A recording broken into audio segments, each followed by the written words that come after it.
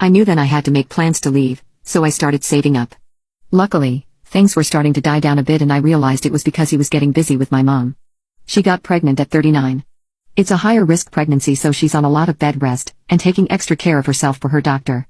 A couple of weeks ago, my mom and stepdad sat me down and told me her doctor said she should avoid sex during her pregnancy due to various health reasons.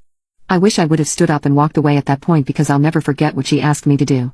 She wanted me to have intimacy with my stepdad until she was able to have intimacy again. I almost threw up. I obviously said no and just started crying on the spot. I couldn't believe my mom would ever want me to do that, and it's worse because I know it wasn't her idea. My stepdad was using my mom's high-risk pregnancy to finally get his way with me. And my mom just handed me to him on a silver platter. She told me to stop crying because she was okay with it and she'd be in the room as well, so I shouldn't worry about it. I told her that's not why I'm crying and she's disgusting for being okay with this. I called her a horrible mom and said I hated her. I'm so grateful I didn't miss any signs because I have enough money for an apartment and I'm signing my lease next week. I can't even begin to think what would have happened if I didn't prepare for something like this. My parents have gone on to ignore me, which is exactly what I need right now. I wouldn't be able to handle another sit down with them and the days are quickly passing by until I get out of this hellhole.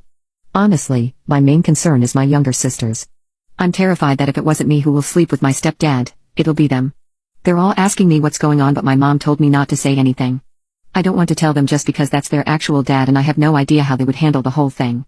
But again, there's the concern with this house being full of girls he can just prey on. If I had to tell someone first, it would be an adult, so I called my aunt and told her what happened to me. She barged in just a day later with 3 other people, one of them a social worker friend of hers, and my uncle.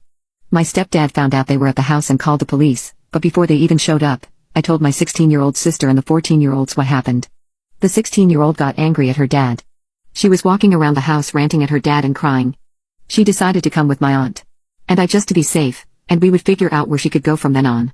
However, the 2 14-year-olds did not believe me, and they actually started laughing. Then, they got angry that I was trying to destroy our family and how could you make up a sick lie. They claimed that because my dad was dead, I was now trying to get rid of their dad, by sending him to jail. I was hurt that they didn't believe me, but still concerned for their safety. They didn't care about what I had to say and it got to the point where they threw my and my 16-year sister's stuff out the window. By the time the cops came, my aunt, uncle, and social worker were told they had to leave the property. The social worker friend let the cops know everything that's been going on, but they didn't care. They were just there about the noise and trespassers. My sister and I left with them. Later, the 14-year-olds came to their senses and called my grandparents to tell them what happened. They actually asked their dad if what I said was true, and he didn't deny anything. In fact, he called me a WHRE and said I should have had any problems doing what he asked. That's when they packed a bag and called my grandparents.